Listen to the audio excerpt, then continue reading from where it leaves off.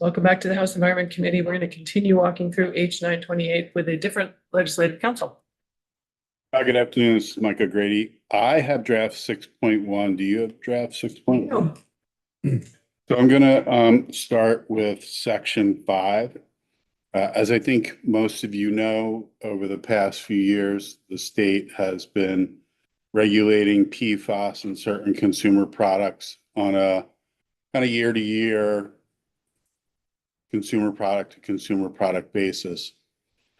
And that has led to is that there are some inconsistencies between the multiple chapters where PFAS is regulated in consumer products. And as the Attorney General is the entity that is enforcing those chapters, the Attorney General is looking for consistency. And that is what these sections do. Sections 5, 6, and 7. They provide certain regulatory tools or certain consistency in terms across some of the chapters that are lacking them when compared to the majority of the chapters where PFAS is regulated in a consumer product. And for example, section 5, it's amending the chapter in Title 9 related to chemicals in cosmetic and menstrual products. And one of the tools that the Attorney General uses in all of these programs, or most of these programs, except this one, is what's called a certificate of compliance. They ask the manufacturer of the product to attest that they are complying with the law. And if they cannot attest to that, then they are required to inform anyone that they're selling their product to that the product cannot be sold because it is out of compliance with law. And so you will see what I just basically summarized on page 3, line 3. The AG may request a certificate of compliance from a manufacturer of a cosmetic or menstrual product in 60 days. That manufacturer has to respond, and they have to either provide that attestation that the product complies, or they have to notify persons who are selling the product that the sale is prohibited because it does not comply. Now, this tool for the Attorney General, it's in PFAS and firefighting, it's in PFAS and food packaging, it's in PFAS and consumer products. It's in most regulatory programs regulating chemicals in a product. It just did not make it into this one, and I don't know why, because this was before me. Or before I started doing the PFAS stuff. So this is just reinserting that AG tool for certificate of compliance in the chapter on chemicals in cosmetic and menstrual products. Should I move on? Section 6. It's similar. It's you're no longer in the chapter on chemicals on cosmetics and menstrual products. This is chemicals in food packaging, and most all of the requirements for these chemicals or PFAS chapters are on the manufacturer, but this chapter doesn't have a definition of manufacturer for some reason. And so for consistency and for applicability, implementation, a definition of manufacturers added in that definition section for PFAS or chemicals in food packaging. Manufacturers, any person engaged in the business of making or assembling a consumer product directly or indirectly available to consumers. Manufacturer excludes a distributor or retailer except when the consumer product is made or assembled outside the United States, in which case the manufacturer is the importer or first domestic distributor. Which is pretty standard when we do manufacturer definitions. And then last page 5, line 13, section 7, you're still in the chapter on food packaging. This is just clarifying that if you have some Tupperware, etc., and you're gonna use it, you can sell it. It's not subject to the PFAS and food packaging prohibition. It's what this language does, though, is make the used exception consistent with the used exception in other chapters. So instead of it saying this section shall not apply to the sale or resale of used products, it says this section shall not apply to the sale, offer for sale, distribution for sale, or distribution for use of food packaging that has been previously used by a consumer for the intended purpose of the product. Members have questions? There are folks in the room who want to comment on this? Anyone, Matt Chapman, is the agency okay with this? The agency is okay with it. I think there's going to be another amendment that's onto this. Obviously, it's Before it gets to. before it gets here. On chlorinated containers and unavoidable use exemption. Yes. I'm having to talk through, but the agency is also okay with that. We'll wait till we get it. Representative Austin? Yeah.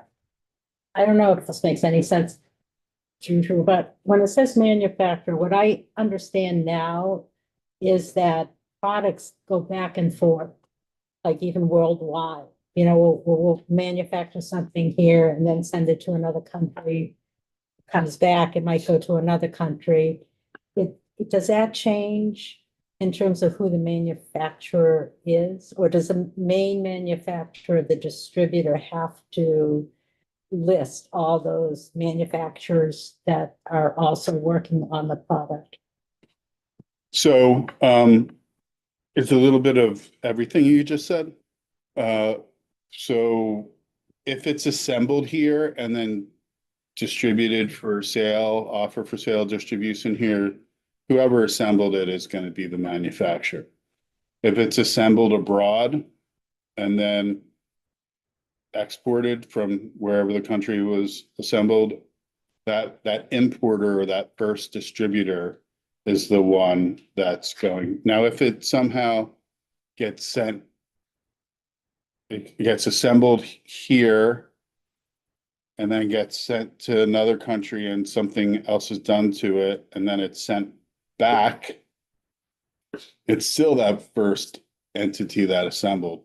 But that first entity might need to ask the foreign entity that it sent it to for its own certificate of compliance. And that's partly in this language. So AG asks you for a certificate of compliance. You can ask all of your suppliers and subcontractors to provide you with a certificate of compliance too.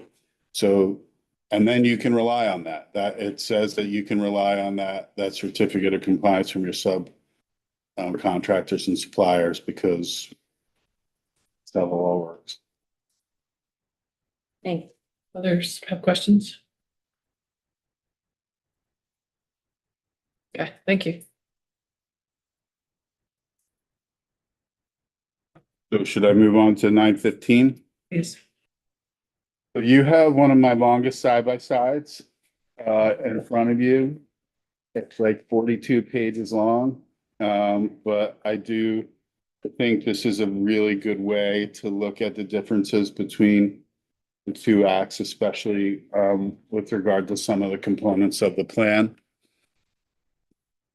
So I'm just going to walk through the changes or the differences, if that's okay. Great. Can you just tell us where this is in the process, this bill?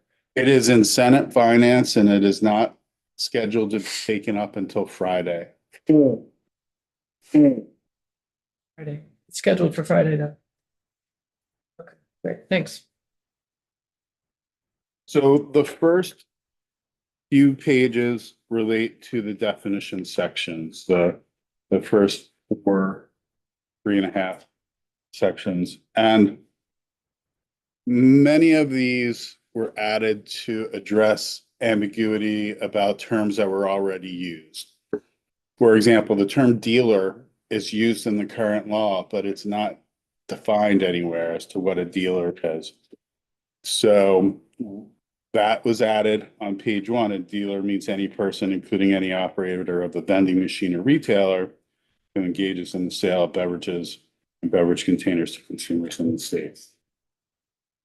And then similarly, as I think you know, the current bottle bill applies to manufacturers or distributors of beverages in beverage containers.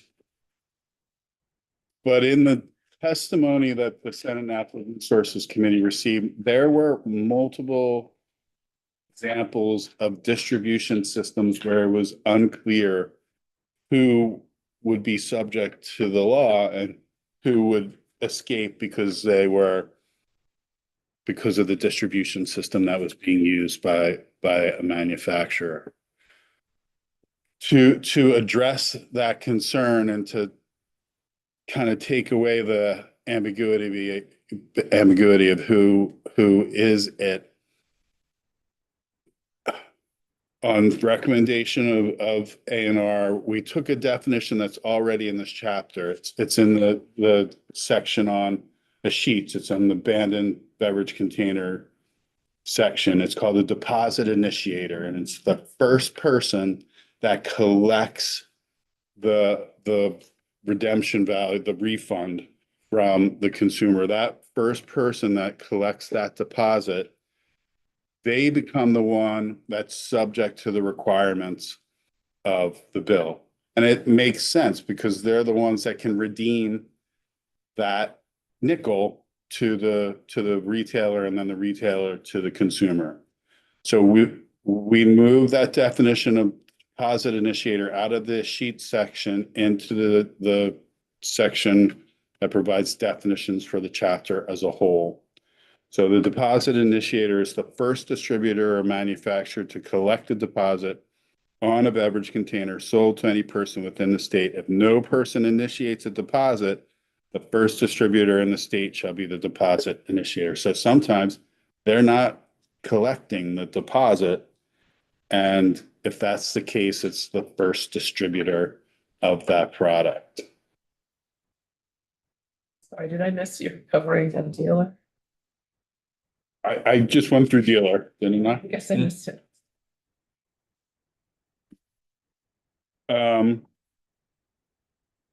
Moving on. Okay. So midway through page 2, there's a definition of fair compensation. You might recall from your work on the bill, a part of the stewardship plan requires the PRO to provide fair compensation to those points of redemption that are identified in the plan. And interested parties, redemption centers, wanted to know what fair compensation meant. So a definition of fair compensation was added. It's the compensation from the PRO to the point of redemption in an amount that covers the point of redemption's reasonable cost of operating redemption services and a reasonable rate of return. Now, reasonable rate of return was used instead of reasonable profit because there's questions about what if there is no profit? What if the costs are unreasonable? And so there's a reasonable rate of return that is intended to pay that point of redemption over its cost. Representative Sakowitz. Rate of return on what? Rate of return on the system, their activities as a whole. It's basically a surrogate for profit. The rate of return on the part of the business that's specifically engaged in. Yes, I'm sure. yes, and that's why they didn't want to use profit, because some of these redemption centers have multiple activities that are generating revenue. And so unless they're very good at their books, they can kind of mix those revenue streams, and apparently that's not unusual. And so this is to avoid that type of kind of mixed revenue stream. Have to be some sort of assessment of how much capital costs, how much labor costs, how much space it's taking up, and Yeah. all of that sort of, all the costs involved in setting up the return part of the business, Yeah. then figuring But out. it's not your deli.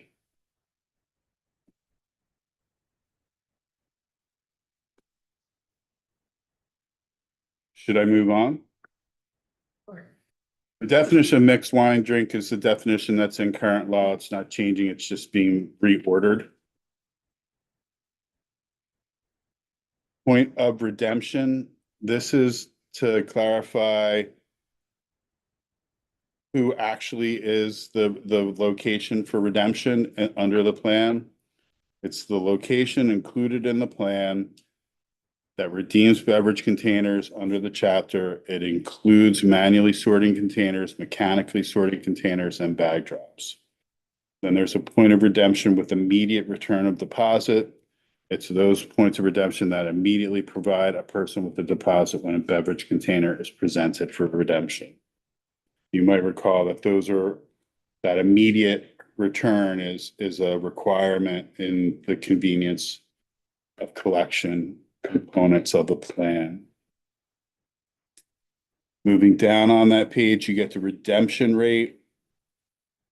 Redemption rate was used in your version, but it wasn't defined. So it's the number of beverage containers redeemed, and it's redeemed, not collected, it's redeemed for the deposit divided by the number of beverage containers sold, and it may not include in the calculation any unredeemed beverage containers collected or processed by municipal or other recycling programs. You want to see how the redemption system is working, not just how much is collected through Blue Bin or other recycling. So this would specifically exclude an estimate of the containers which might be coming from out of state.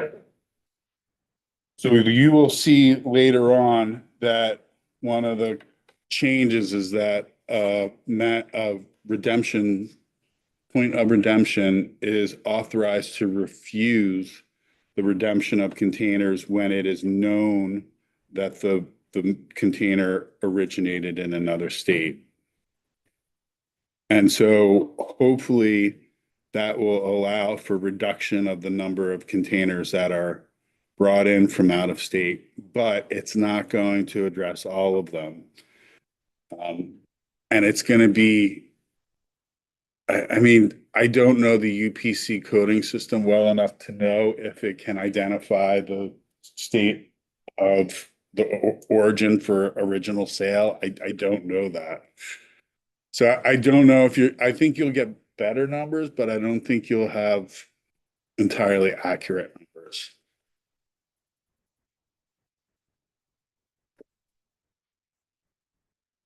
Austin. Just on the point of redemption with immediate return of deposit, can that be done electronically? Like go to Apple Cash, Apple Pay or something, Apple Cash? Somehow set up an account, no. I think it's about cash. It's about cash. Okay. So bottom of page 3, a retailer is a store or other licensed entity, including vending machines where containers are sold at the retail level for off-premise consumption. And then you'll see that definition, mixed wine drink, that was just reordered and moved earlier in the section. Page 4, lines 15, section 1522, about halfway down the page. This is the deposit requirement. The deposit is not changing. It is 5 cents. The only thing that's changing is striking that not less than prior to 5 cents, which is something that you did in your bill to avoid the confusion that some people thought that meant you could charge more than 5 cents. So the deposit amount for anything that's not liquor is 5 cents. Now, the handling fee is changing in the Senate proposal of amendment. There was significant discussion about the viability of the existing redemption centers and the viability of points of redemption once the plan is stood up and implemented. And those interested parties wanted some surety that they were going to be adequately compensated. the same time, other interested parties, those likely to set up the PRO, we're concerned that setting a floor would basically kind of freeze the system because there would be no incentive for redemption centers to change or modify or innovate. So you will see there's a bit of a compromise. You get an increased handling fee up until the implementation of the plan. And then that handling fee changes a little bit and it goes on for, under the plan, for about 14 months. And then it repeals. And then compensation to the points of redemption thereafter is based on negotiation between the PRO and the points of redemption.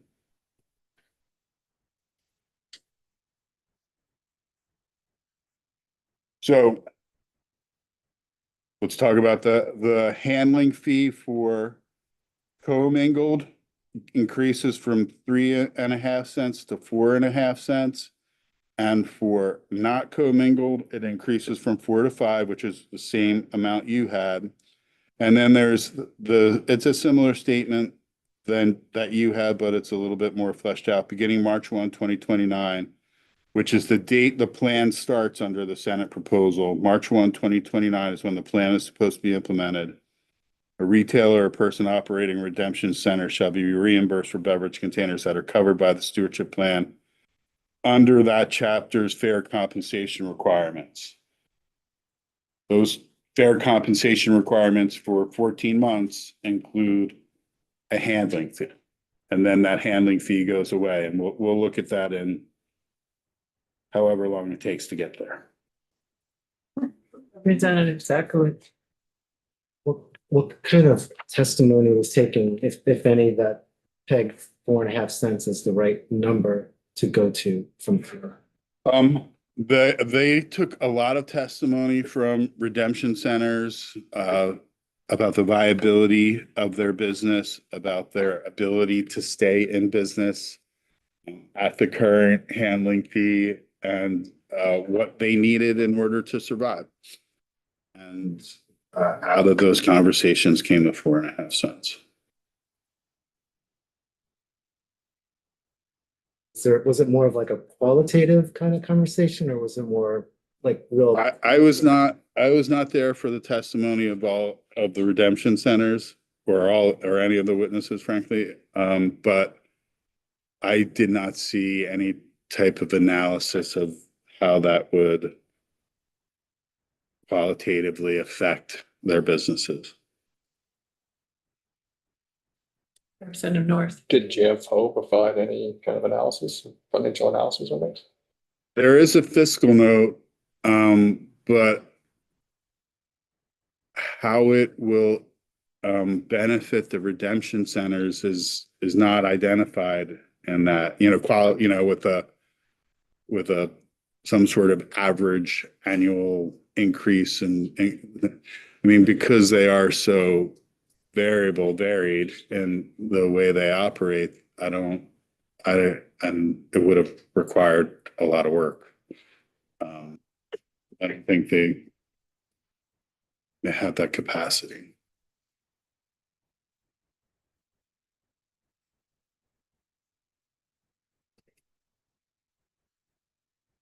Is that something we could ask GFO to do, or is that not I'm just thinking about that, like, I guess I was, the whole analysis of the whole so joint fiscal office is looking at impacts to the state and how increasing the handling fee affects the revenues of the state would be unclear to me. Should I move on? Page 5, bottom of page 5, section 1522A, that's just an old rule section that's being struck. It's the same between the two versions. Page 6, halfway down the page, 1523. This is about the requirements for acceptance of beverage containers. You included some exceptions in your language that are not originally in the Senate proposal. Once the PRO plan is set up, those exceptions come later, but they're in section 2 of the act. They aren't effective until March 1 of 2029. So, for example, on page 7, the exceptions for the small retailer with 5,000 square feet or less, or the manufacturer selling direct to consumers with 5,000 square feet or less at their retail location. Those exceptions are ultimately added, but they're not added until March of 2029 in the Senate pass proposal. And the concept is that's when the redemption system will be set up, the plan will be implemented, and that's when you can reliably say that there's going to be other redemption opportunities other than the retail location or the direct to consumer manufacturer. And that's why it was changed, just to allow for that availability of the redemption plan in 2029 and thereafter.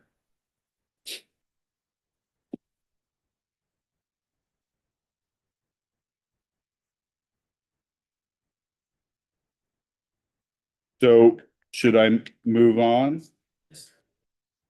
The labeling requirements are exactly the same. So that allows you to go to page 9. And this is the requirements for liquor. For the most part, the requirements for liquor redemption are the same, except for 2 points. One is the handling fee for liquor is being proposed for increase from 3 1/2 cents to 4 1/2 cents. And then there was provisions in the liquor language that was really focused on the retailer, and some of the redemption centers and Tomra pointed out that it should be not just for the retailers, it should be the retailer and those other redemption centers. So you will see, for example, page 9, a retailer shall not refuse to accept beverage containers that it sells unless they are not clean, broken, or has an exemption. But then it will say, DLL shall not refuse to pick up empty beverage containers, pay the refund value, or pay the handling fee to a retailer or redemption center. Previously, it's, for example, in your version, it just said retailer, and there was concern that the redemption centers might get frozen out of that if there wasn't specific reference to them.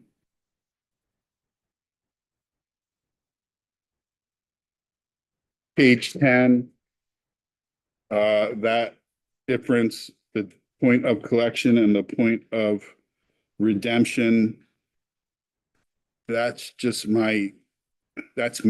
That's a brain misfire, because most of the other EPR programs have point of collection because they're not doing redemption. And so I was defaulting to what my brain muscle memory. And so you'll see a couple of those where point of collection is changed to point of redemption. And you'll see a couple where stewardship organization is changed to PRO. And that was Matt's muscle memory. And so it's just that we've been doing this for so long that it kind of is embedded. Trying to put an end to you guys having to do it. Pardon? Yes. Trying to put an end to you all having to do it. Yeah, yeah. So moving on from there, page 11, the language 1530 abandoned beverage container deposit. Remember, I talked about the definition of deposit initiator being moved from this section to the section that relates to the definitions for the chapter as a whole. That's what that does. It's a long section because I had to re-letter all the rest of the subsections, and that takes you to page 15. And this is the requirement for the establishment of the PRO. And so first, no deposit initiator shall sell or distribute a beverage container in the state without participating in a secretary approved PRO. On or before January 1, 2027, the deposit initiator basically applies to A&R to form a PRO to fulfill the requirements of deposit initiators under the, so that is, those two, that language is the same, except you're just using deposit initiator in the Senate and manufacturer distributor in the House. And then you will see the requirements for A&R approval of the plan, renewal of the plan, etc. None of that is different. Page 16. This is something that usually frustrates me a little bit, but I kind of understand it for this EPR program. EPR models are where you tell the manufacturers to go set up a program and then figure out how they're going to pay for their own cost. And they do that by assessing fees to their members. You don't really need to tell them to do that, and you don't really need to authorize them to do that. They set up their own corporation to do that. And so but when you have such a kind of varied number of manufacturers or deposit initiators with varying sizes of what they're selling, and I mean volume of what they're selling, and I think this provides some surety to the larger manufacturers and distributors that they will have the ability to assess those others that are in or should be in the PRO for the cost of collecting those smaller manufacturers' containers. So I kind of get it here. I get it in this program. They have the authority to assess those fees. Moving on from there, page 17, it's just a change from manufacturer, distributor to deposit initiator. The other major change here is, remember, if the PRO fails to establish a plan, A&R is authorized to establish their own plan and then charge the PROs the cost of that plan plus an assessment on top of the cost. The Senate thought that the assessment of 10% was not enough of an disincentive to the manufacturers. And that if you really wanted to disincent them not doing the plan, that you had to increase that assessment, and they increased it to 25%. So A&R gets back its cost plus 25% of those costs as an assessment to be used for the recycling system.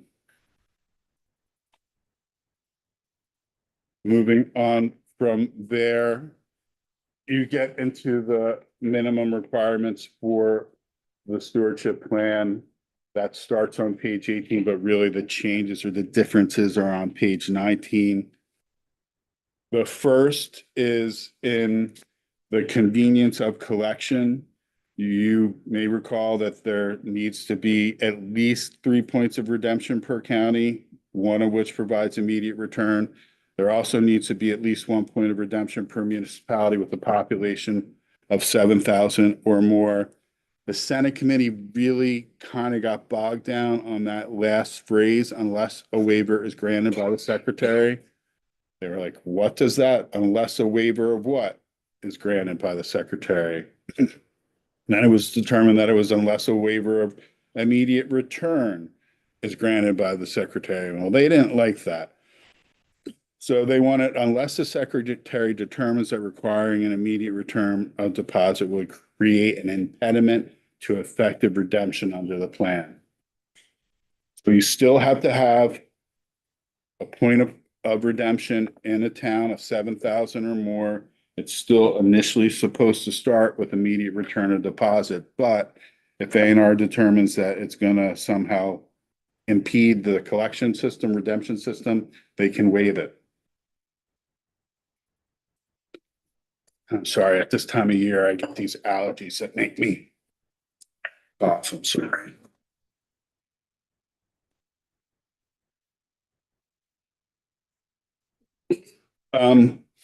Moving on from there, page 19. You had language that allowed A&R to approve the convenience of collection requirements in a plan and alter the number of redemption points depending on the adequacy of the redemption service in the area. Added that the 3 points per county and the 1,700 person towns would not be eliminated. The Senate has similar language, but it's also different.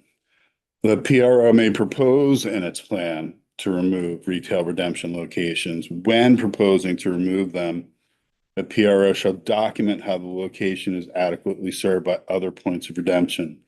They shall not approve any reduction that reduces the points of redemption below 3 points per county and 1 per 7,000. The Secretary may require additional points of redemption based on the location of proposed or existing points of redemption, shopping patterns, and the convenience of redeeming beverage containers.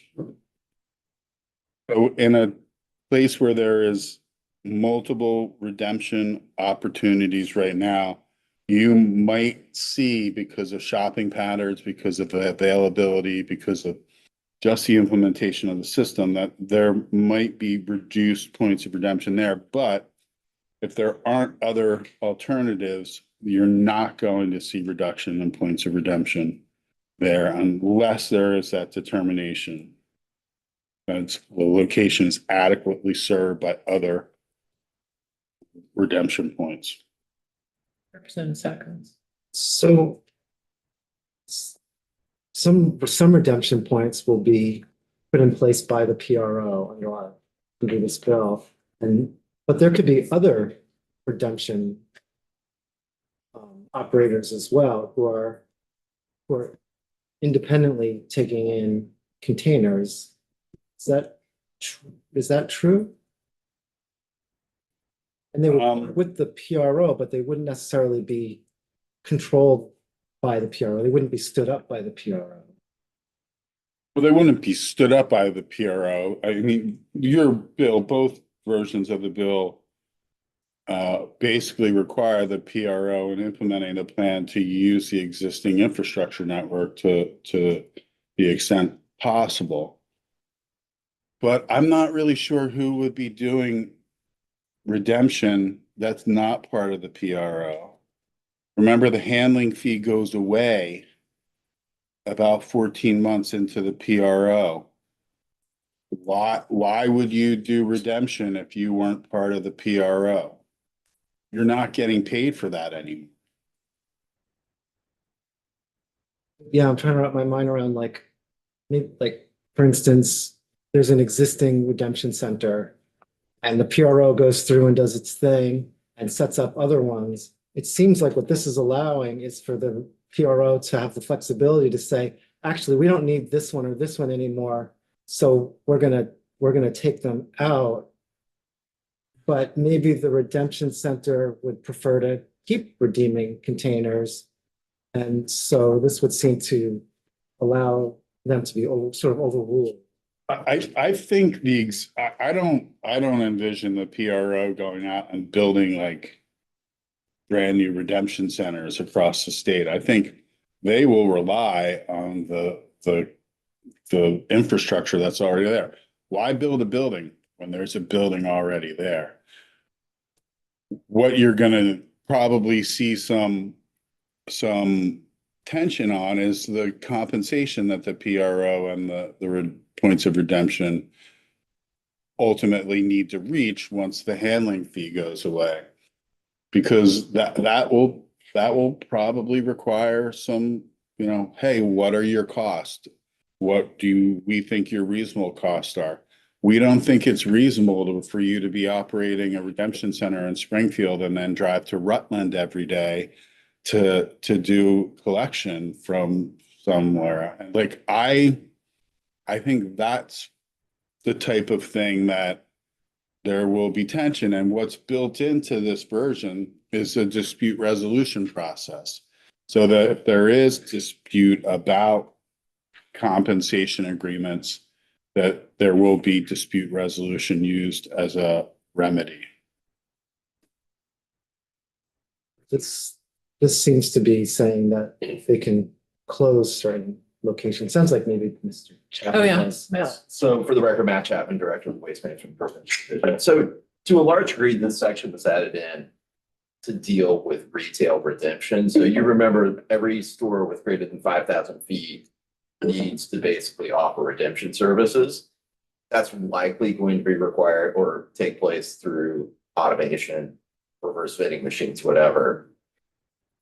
We're not sure that it makes a lot of sense if you're going up Shelburne Road into Burlington or South Corners in Williston to have every retailer everywhere have RVMs. We wanted to give an opportunity for the PRO to propose taking the, selecting maybe 2 or 3 stores that have the RVMs or the redemption services and propose to take the others out of the system.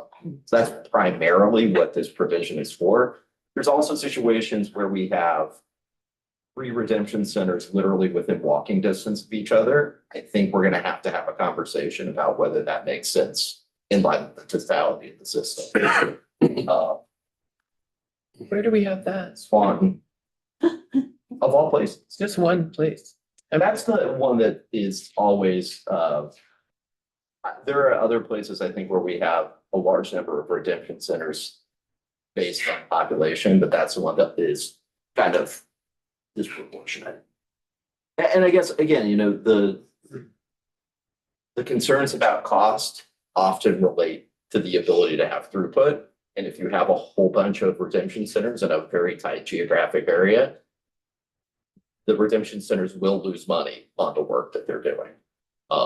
So you're gonna need to just sort through some of that as the system rolls out. So how would that get worked out under this bill in terms of who gets to keep redeeming, who doesn't? Because it kind of seems like maybe the redeemers who are the least efficient will simply be the ones who decide to go out of, to stop that service because they're not making money or they're losing money. I think that's part of how the structure works, and it's part of, again, intended on the fair compensation model of like, the costs are not any costs, it's your reasonable costs, and it's a reasonable rate of return on that service, right? So I think that it contemplates that there are lots of areas in the state where we need enhanced services to increase because we don't have adequate services. There may be some areas where there's some over service, but I think that's an exception rather than the rule. Like I said, I think this provision is predominantly intended to deal with sort of the retail redemption requirements and what people are going to have to do with respect to retail redemption. I guess I'm still not quite sure I understand because it does still seem like this would allow the PRO in a situation where there's multiple redemption centers to be able to go in and say, there's too many here and we're going to pick one that we're going to shut down, and it'll be up to the PRO to make that call. I mean, it would be up for the agency to review and approve it. So it says that the PRO may propose in its plan to remove retail redemption locations. And again, I think the intent here was focused on the retailer obligation to redeem bottles and cans required every store with greater than 5,000 square feet to be functionally be a redemption center. So this provides some flexibility for not all of those stores if we have a densely packed retail area to be Right. redemption So then would it then be the case that you would expect that the PRO would actually be working with these redemption centers, with these retailers who are required to be redemption centers, to figure out who is going to be relieved of that requirement, that they would want to be relieved of that requirement? Is what you're saying? Use the example of Williston, right? You have Home Depot on one end and Walmart on the other end of the same parking lot.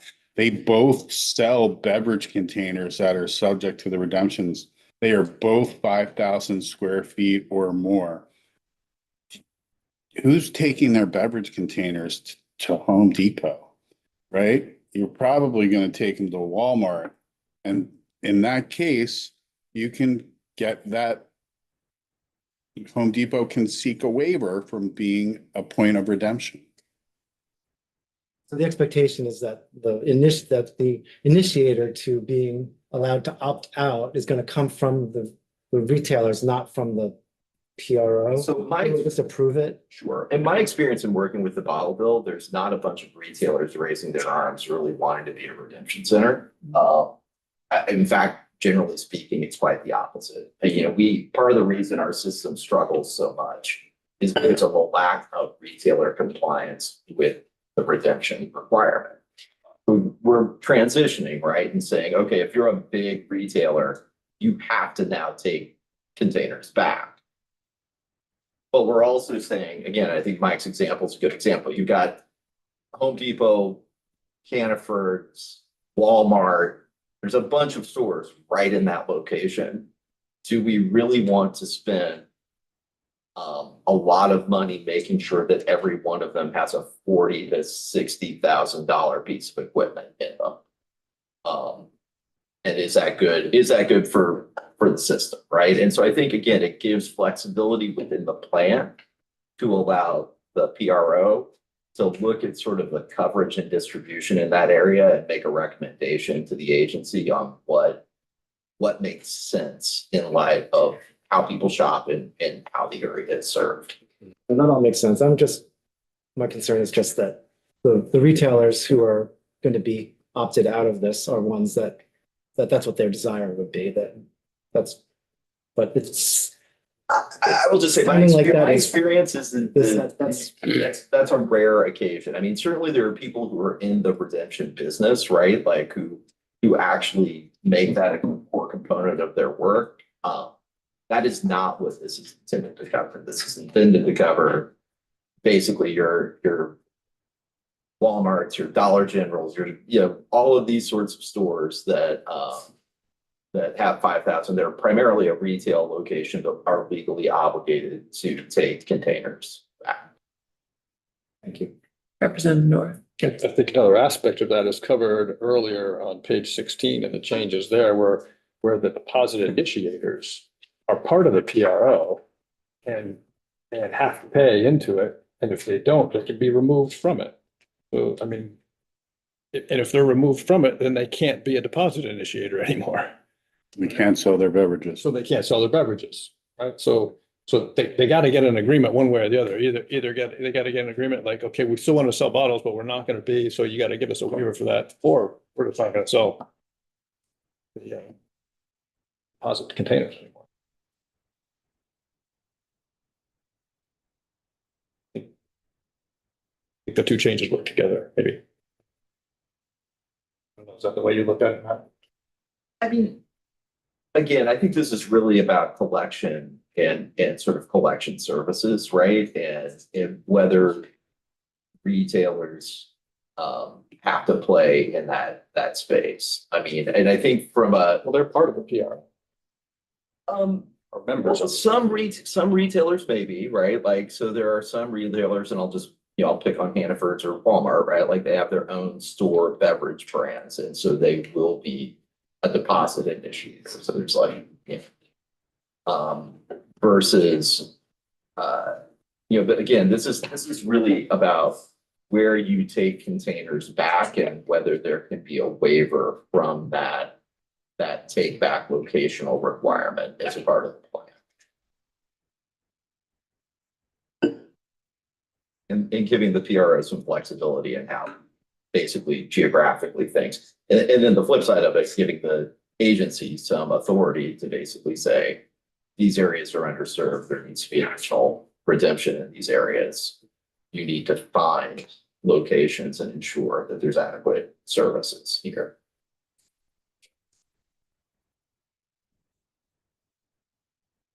I still think there might be, like, I guess I'm wondering about retailers who want to be, they want to have a redemption option.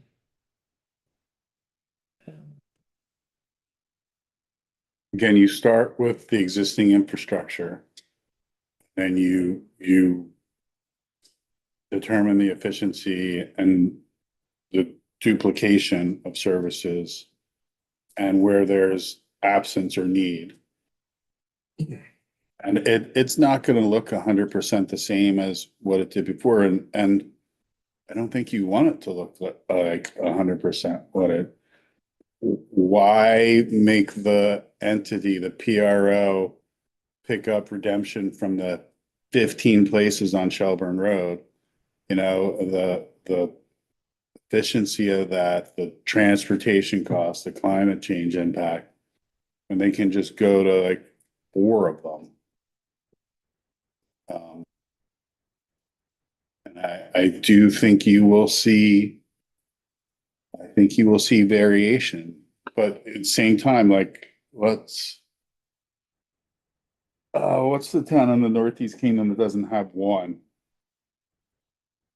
Pick a bunch, but Right, say and- Montgomery. Montgomery, and so like, there's a need there, and so whether or not they set up a brick and mortar store, or whether or not they set up bag drop or something else to provide the services that aren't currently there, I mean, you'll potentially see that.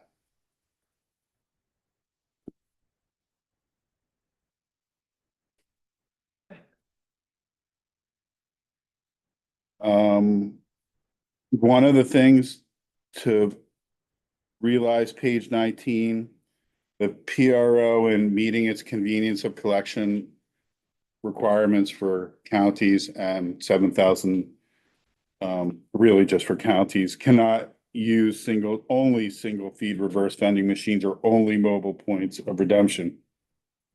There has to be some permanent collection sites per county in order to meet the convenience requirements. And then on page 20, they also, this is new, they have to have operational capacity. That means they have to train their workers, they have to have equipment, provide containers from the point of redemption in a reasonable period from receiving a request. That there has to be, it has to work. So that was added. And then you get to fair operation and compensation. You will see this language, the highlighted language at the bottom of page 20. The language about 4.5 cents per container from all other means of redemption, that is only good until July of 2030. It goes into effect March 1 of 29, and then it repeals July 1, 2030. So only in effect for those 14 months, 15 months. And then what happens, and you'll see this later on in section 6 or 7, the compensation will be determined according to negotiation between the redemption location or a group of redemption locations and the PRO.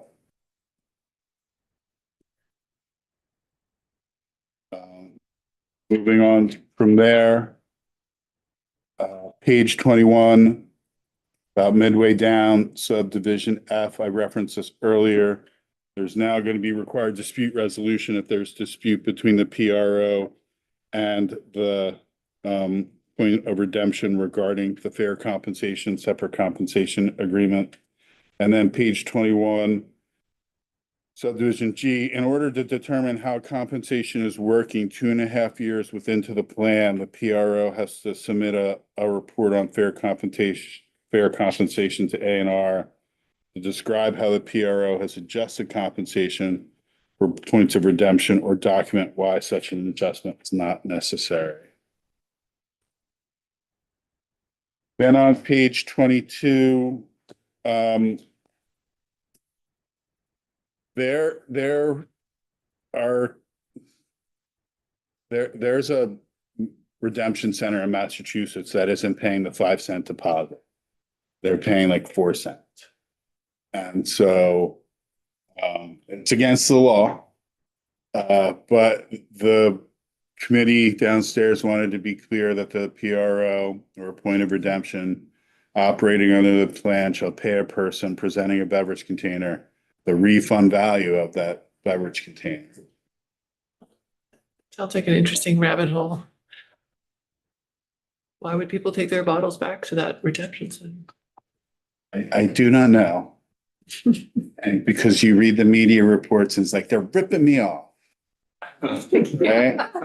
And yeah, they are. And everybody's like, it's against the law. And I'm like, yeah, it is. But they keep doing it. Go back.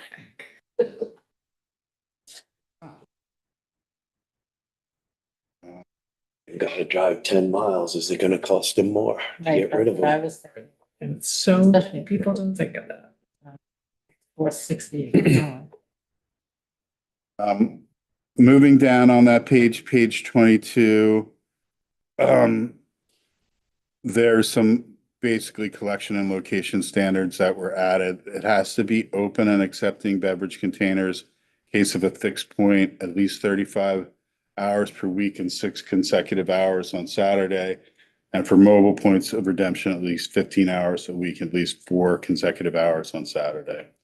Make sure that they will be available at the highest points of demand. And then on page 23, there's a stakeholder consultation process. TAMRA wanted to be specifically referenced. So bag drop and reverse vending technology providers are referenced as part of the stakeholder process. And then it was really an unnecessary change to say that the PRO shall allow the public to comment, because later on there's a whole public comment section in the bill. But that was changed from stakeholders to the public. And then page 23, A&R shall publish the proposed and final approved plan on the agency's website. Then there's reporting requirements. The PRO reports to A&R. One of the first things it's supposed to report is the location and business hours of every redemption center. The Senate committee wanted to know a number of plus minus redemption locations per year, like the number of redemption centers added or removed from the plan over the preceding year. So if there is some loss or there's a glut, that can be addressed. Page 25, there's a lot of, I wouldn't say a lot, there's new language added about how A&R is going to review the proposed stewardship plan. Within 90 days of receiving the plan, they review and determine whether to approve, deny, or require an amendment. The secretary may amend or add conditions to the plan as part of approval.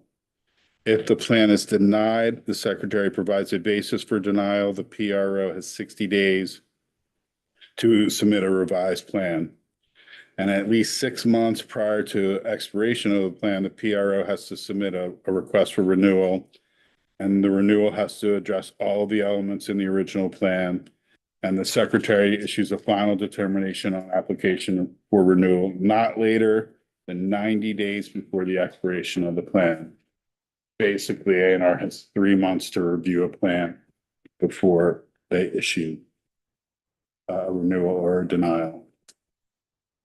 And then any approval of the plan is good for 5 years. Then you come to the hard date for implementation. Your version had the plan goes into effect not later than 9 months after A&R's approval. The Senate and some of the interested parties wanted a hard date. So they went to March 1, 2029. That's when the PRO has to be registered have an approved plan and implementing an approved plan. And if a beverage is not within the PRO and not within the approved plan, it can't be sold in the state. Hmm. Page 27, because of that tweak to the dates, we had to push a couple of dates out further. The fiscal audit originally was going to begin on October 1, 2029, but that's only 5 months after the plan goes into effect. So pushing that out to October 1, 2030. The beverage container redemption rate goal and the report, that has unchanged. It's the same in both, and that gets you through the plan. It gets you through effectively the chapter. Section 2 is the changes to the acceptance of beverage containers once the PRO is set up. You will see on page 30, those exceptions for the small retailer, the retail under 5,000 square feet, the manufacturer selling directly to a consumer from a retail location, with their retail location being less than 5,000 square feet. And then there were a couple of additional authorizations for a retail or a point of redemption to refuse redemption, and that includes they can refuse to redeem beverage containers that are not clean, which is current law, are broken, which is current law, are not labeled in accordance with requirements, which is current law. But here are the new ones. Were known to have been purchased out of state, have already been redeemed, or are not registered with the PRO. So if somebody comes in with a container that's not part of the PRO, doesn't have to be redeemed. Section 3 is the A&R notice requirements. You will see on page 32 that the stewardship plan has to go through type 3 notice and comment.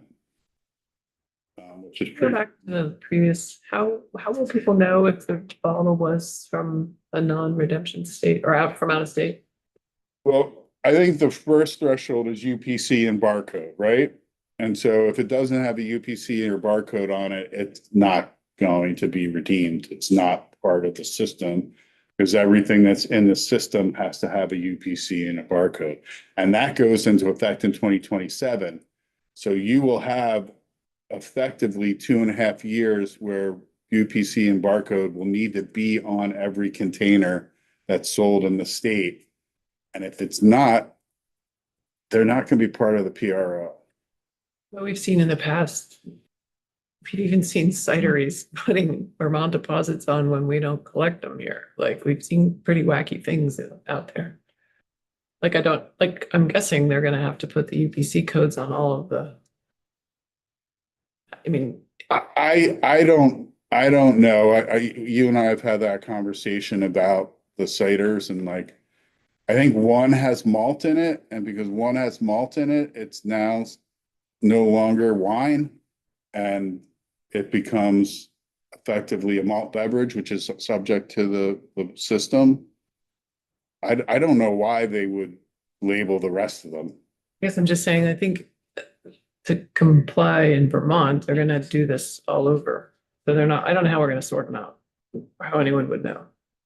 What would be different about, I get that you're saying, oh, they're not gonna just put UPCs on the bottles in Vermont.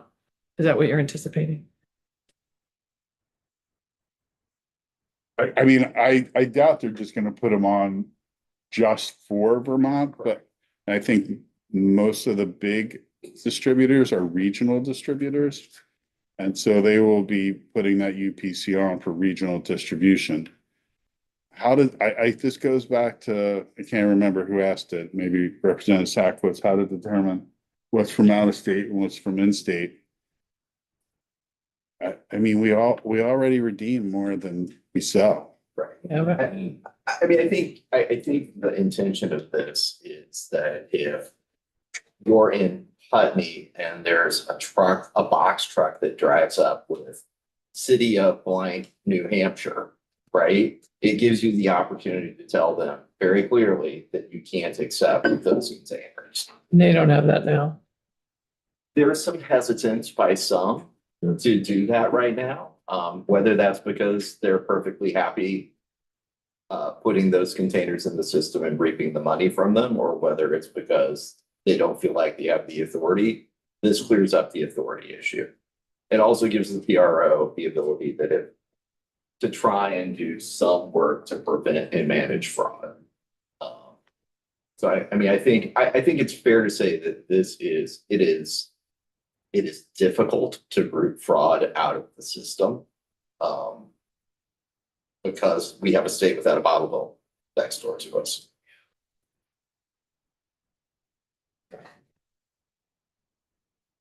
Look for your redeem out of state. Representative Nor. Yeah, on that item C at the bottom of page 30 there, that does have a shall in it. The point of redemption or producer responsibility organization shall refuse to redeem beverage containers that are not clean, not labeled, or were known to have been purchased out of the state. So it's like they have to. It's not just like they can. Right, and originally that language wasn't were known to have been, it just said were purchased out of state. And the redemption centers made the point. I don't know what everything that's purchased out of state, I can't make that distinction, and you're putting that mandate on me and potentially putting me in violation. And so that's why it was that knowledge, the word known, the scienter was added as. So that's the out. Yeah. How could I? Right. Okay.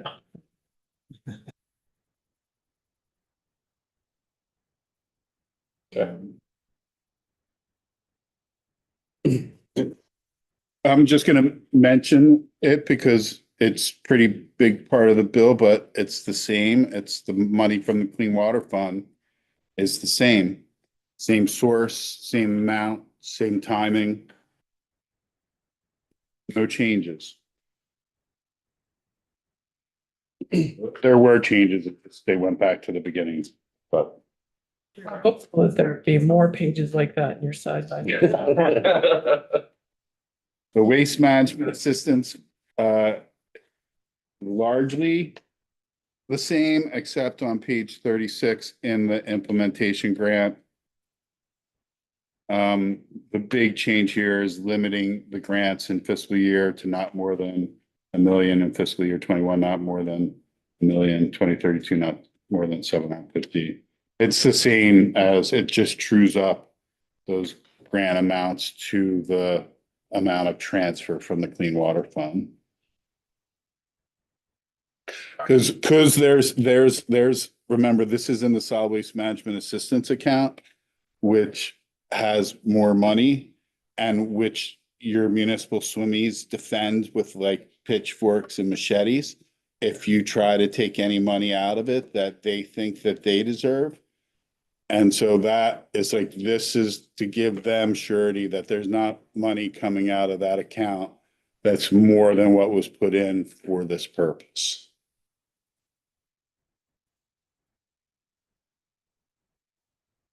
I'm only a little bit exaggerating.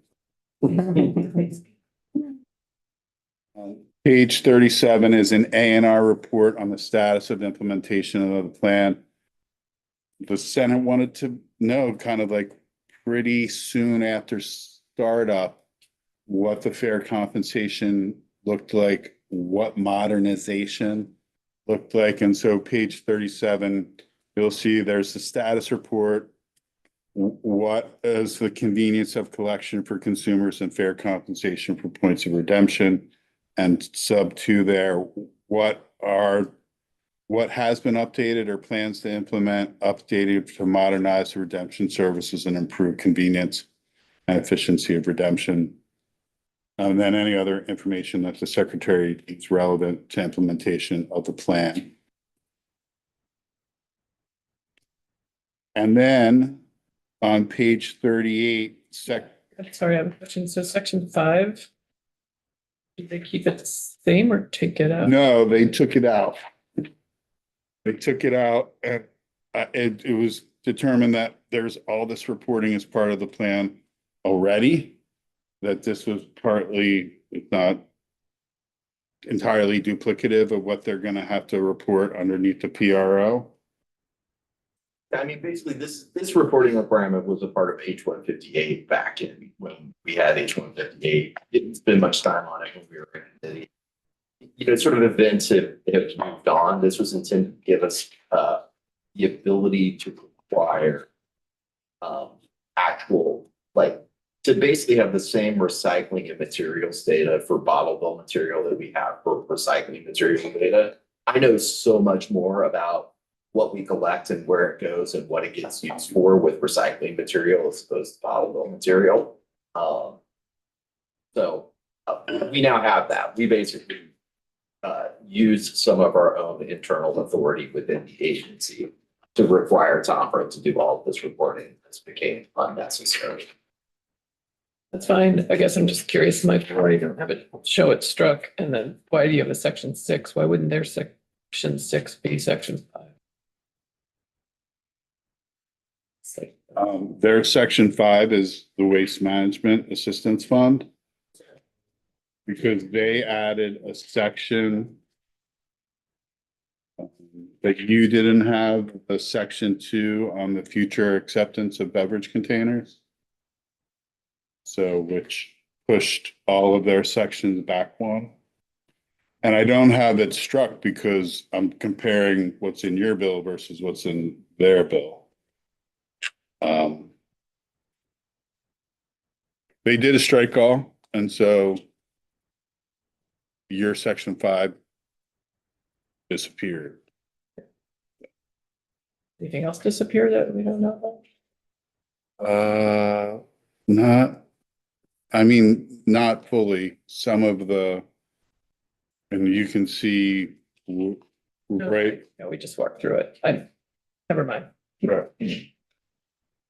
But like one, not really, now that I think about it, that was probably the biggest thing that just isn't there anymore. A lot of things have changed, obviously, but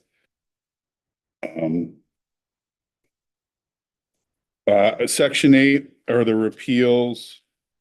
Redemption Center certification is repealed March 1, 2029. Currently A&R certifies redemption centers, but they're not going to be part of the PRO.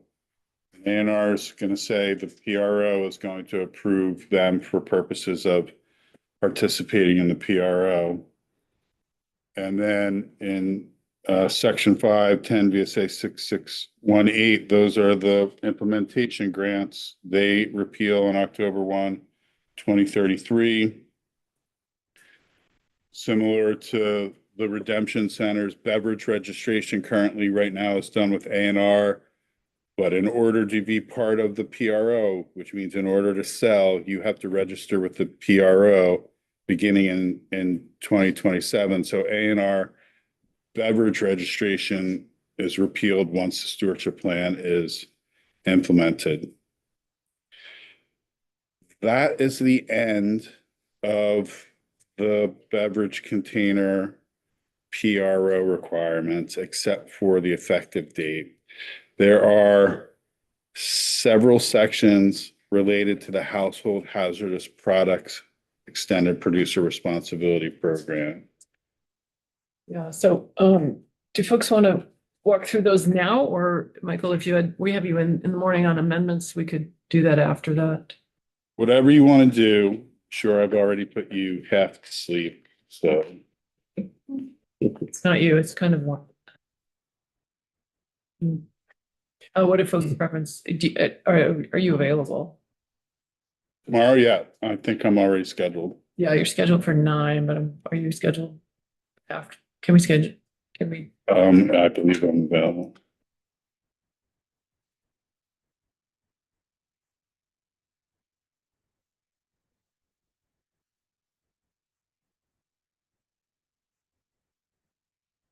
Sounds good to me if we have time. Gonna take a Olson's.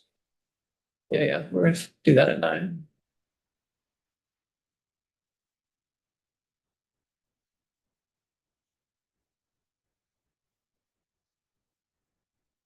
Just checking the schedule to make sure Michael's available.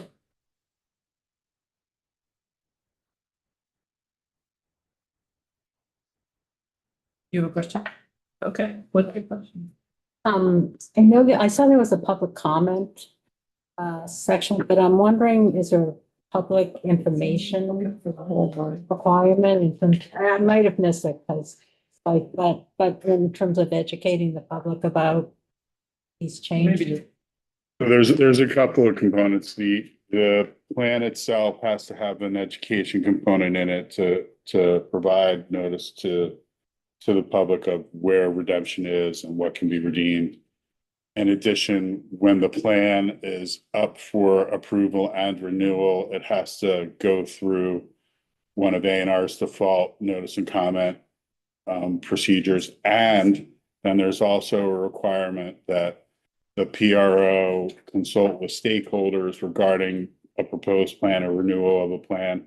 And that is put out for public review and then published to the agency's website. So I think you kind of addressed education and public notice pretty well. Able to be with us tomorrow morning? Or do you want to say something now about this section? I mean, I can say to support it. I mean, it basically allows for multiple stewardship plans during the next plan period. So multiple organizations, multiple plans. It was brought in. This happens often with packaging and printing material EPR programs, where there are multiple different entities, each of whom they still have to provide the sort of same level of core services, but there might be things that are different, right? Like the lubricants industry who brought this in wants to have more opportunities to recycle their material, right? And basically reuse lubricants and antifreeze that are collected as part of HH70 collection fits. And that's a goal I think y'all share in the waste management related world. So we're fine with basically creating sort of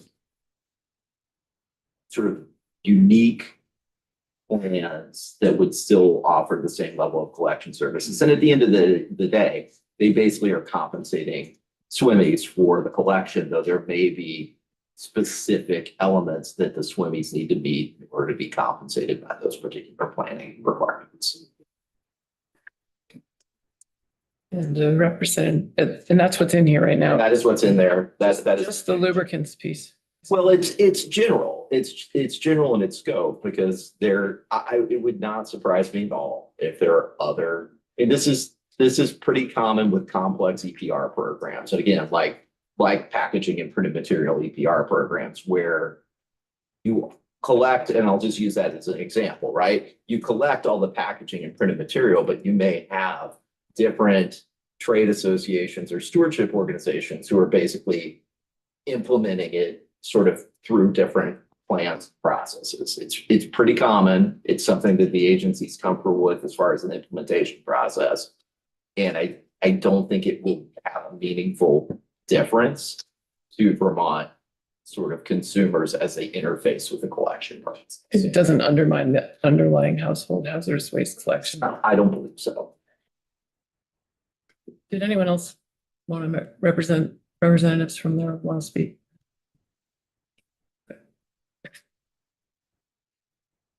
Okay, I think we will represent. Yeah, was there any, Matt, was there any discussion about fire extinguishers or what that those guys? No, okay, but they could certainly have their own plan if they so chose. Okay. Right, with that reminder, we will adjourn for the afternoon. Thank you, Michael. We'll see you in the morning. Thank you. Thank you. It's a backup there.